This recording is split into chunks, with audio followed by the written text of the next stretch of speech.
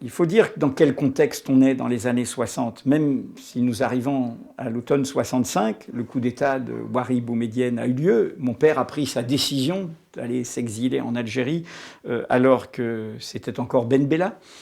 Et même s'il y a donc ce pouvoir autoritaire qui s'installe et qui va évidemment être de plus en plus problématique pour le peuple algérien lui-même, il y a encore cette effervescence des temps de révolution. C'est une effervescence qui est celle d'un Alger, comme le dira le combattant indépendantiste face à la puissance coloniale portugaise Amilcar Cabral en Guinée-Bissau, il dira voilà, les catholiques ont Rome, les musulmans ont la Mecque, les juifs ont Jérusalem, les révolutionnaires ont Alger. Alger était la Mecque des révolutionnaires, était la capitale des révolutionnaires à cette époque. C'est l'époque de la tricontinentale, c'est l'époque de la guerre du Vietnam, c'est l'époque des foyers, des guérillas face aux dictatures en Amérique latine.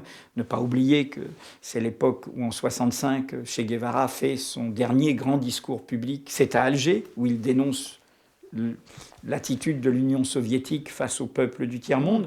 Donc c'est l'époque où nous sommes une génération qui, au fond, tient tous les bouts. Elle critique l'ordre du monde financier du capitalisme, mais elle critique aussi les dominations impériales ou coloniales et parfois les régimes issus des indépendances qui eux-mêmes confisquent ces indépendances et aussi les dictatures bureaucratiques dans les pays de l'Est.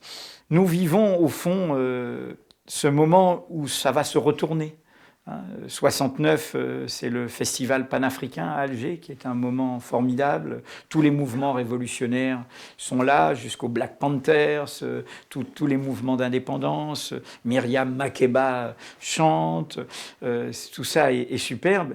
Dans la foulée, quand je vais à l'université en 69-70, je commence à sentir la crispation vis-à-vis de sa propre jeunesse du pouvoir algérien. Je la vois à quelques indices. Nous animons à quelques-uns de manière discrète un comité à la faculté d'Alger, donc avec des camarades algériens, sur la cause palestinienne, les courants palestiniens qui refusent l'instrumentalisation de la cause palestinienne par les régimes arabes. Nous prenons des précautions. De fait, c'est une sorte de comité semi-clandestin. Nous faisons attention. Beaucoup de ceux que j'ai croisés à cette époque poursuivront des itinéraires militants. La deuxième anecdote dont je me souviens, j'avais un peu comme ça, c'était de notre âge, les cheveux longs. Je marche le long de la rue Didouche Mourad et une voiture s'arrête le long du trottoir. C'est dans les mois qui suivent le festival panafricain.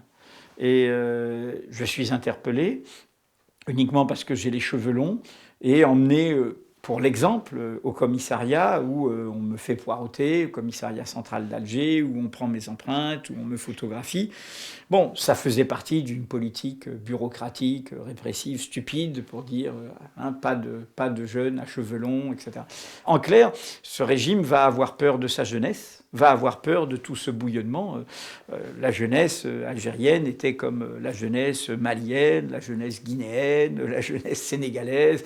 Tout ce moment-là est un moment de bouillonnement. Nous devons penser que ce qui va plus tard produire des mouvements politiques aux idéologies conservatrices face à des régimes politiques prévaricateurs ou autoritaires, va de pair avec le fait que ces régimes vont d'abord réprimer la jeunesse progressiste, vont d'abord réprimer les mouvements progressistes, évidemment les partis communistes, mais pas seulement, toutes les formes de mouvements progressistes. Ils vont d'abord entraver cela et c'est évidemment une occasion qui sera manquée pour la suite.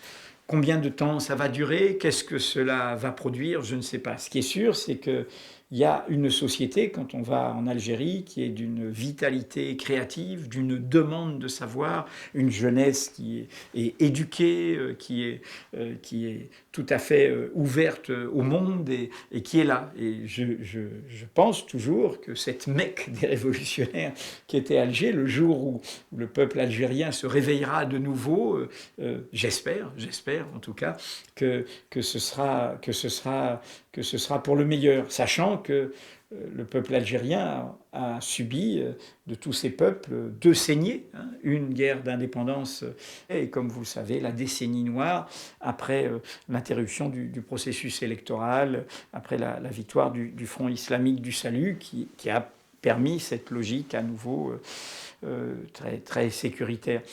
Donc, pour moi, c'est au peuple algérien de donner vraiment la réponse à votre question. Je le pense vraiment parce que ça m'a fait ce que je suis. Je n'ai que des bons souvenirs.